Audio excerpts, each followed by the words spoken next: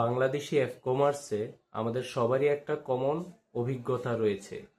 আপনি একটি ভালো প্রোডাক্টের ছবি আপলোড করলেন, অ্যাডস চালালেন, আর 10 মিনিট পরই প্রাইস কত অথবা দাম কত এই মেসেজের বন্যা বয়ে যায়।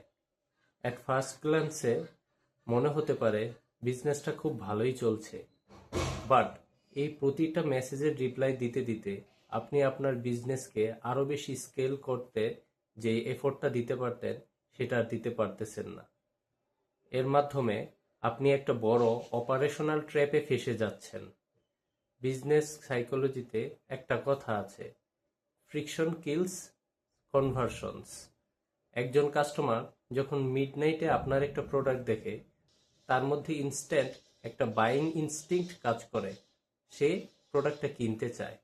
কিন্তু দাম কত, এখন রিপ্লাইয়ের জন্য তার 6 ঘন্টা বা 12 ঘন্টা অপেক্ষা করা লাগে, তখন তার মাঝে সেই প্রোডাক্টটা কেনার যে ইম্পালসটা থাকে সেটা ঠান্ডা হয়ে যায়।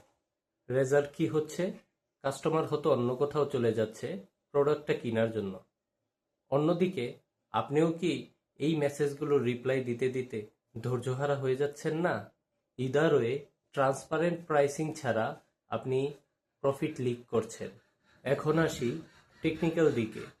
আপনি যখন ওয়েবসাইটে একটা প্রোডাক্টের প্রাইস ক্লিয়ারলি মেনশন করতেছেন, তখন আপনি একটা ডিসিশন মেকিং এনভায়রনমেন্ট তৈরি করতেছেন। একটা প্রফেশনাল ওয়েবসাইট লেআউটের কাজ হচ্ছে কাস্টমারের মাথা থেকে এই এক্সট্রা কোশ্চেনগুলোকে রিমুভ করা, সেগুলোর অ্যান্সার করার মাধ্যমে।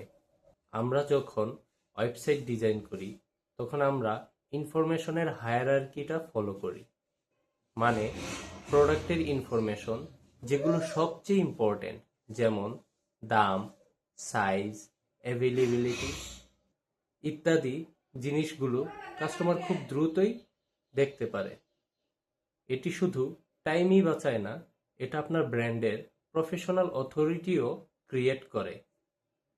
কাস্টমার বুঝতে পারে আপনি একটি সিস্টেম ড্রিভেন বিজনেস, শুধুই একটি ফেসবুক পেজ নন। Automate the basics so you can concentrate on the strategy.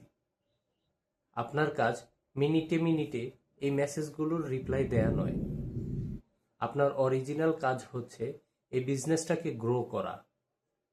আগামীতে আমরা আরও দেখব স্মল ডেটা পয়েন্টস যেমন মেটাপিক্সেল কিভাবে আপনার অ্যাডের স্পেন্ডকে কমাতে সাহায্য করে।